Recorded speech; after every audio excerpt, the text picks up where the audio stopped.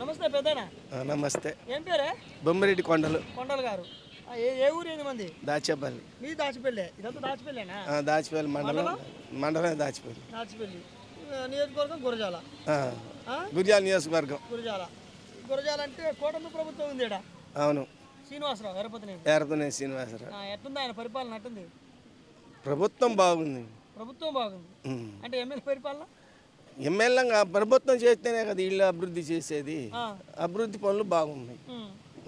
నేను చాలా మంది నడుకుంటూ వచ్చిన కాసు మహేష్ రెడ్డి బాగా పనిచేసిన జగన్ రెడ్డి హయాలు అంటారు. నాకు తెలిసి ఇక్కడ ఏం చేయలేదు.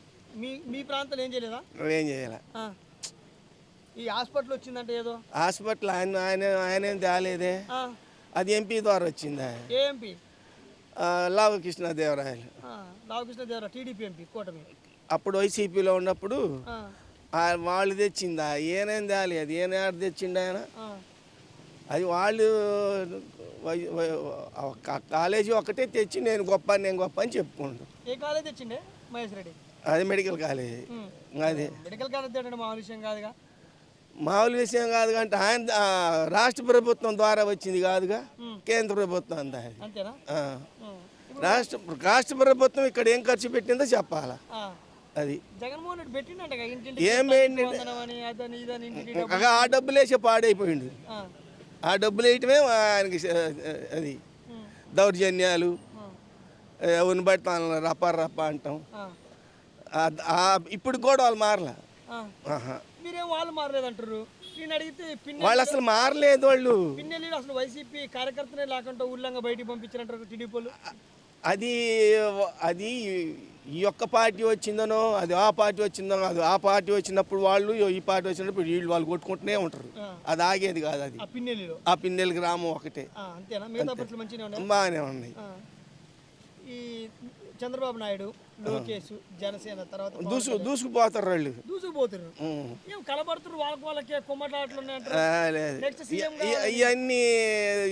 నిన్న ఒకడు మాట్లాడిండు సోదోడు, వైసీపీ కమ్ముడు పోయి నాగేశ్వరరావు, ప్రొఫెసర్ నాగేశ్వరరావు సోది మాట్లాడిండు.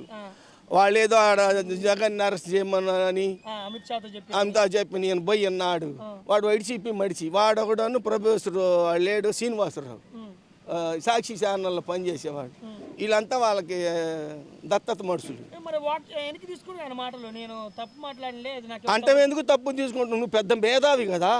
రాష్ట్రంలో ఏం జరుగుతుంది, ఎవరు పరిపాలన ఎక్కడ చేస్తుంది, నువ్వు అన్ని మేధస్సుగా కూకొని సీట్లో కూకొని ₹1,00,000 తీసుకొని సీట్లు హాయి కూకొని నచ్చిన కూతలని కొత్తుంటావు కదా. నువ్వు అంత మేధస్సు కల్లోడివి. అట్ట నోరు జారిను ఏ ఐడియాతోటి నువ్వు నోరు జారిను? తప్పుడు సమాచారం ఆయన ఇలా ఒక వీళ్ళ అవతల చాలా అడిగిండు, నీకు ఎలా వచ్చిందంటే నాకు ఐడియా ఉన్నది అని అన్నాడు. అది నిజం కాదంట. పవన్ కళ్యాణ్కి అరెస్ట్ చేయించాలని లేదంట జగన్. అసలు పవన్ కళ్యాణ్ జగన్ అరెస్ట్ చేయించాల్సినంత కచ్చాడుంది. నేను జగన్మోహన్ రెడ్డి సీఎంనే కానీ చూసుకుంటా. అది వేరు. అది పొలిటికల్ మీటింగుల్లో పొలిటికల్గా చెప్పేవి వేరు. అది తప్పు.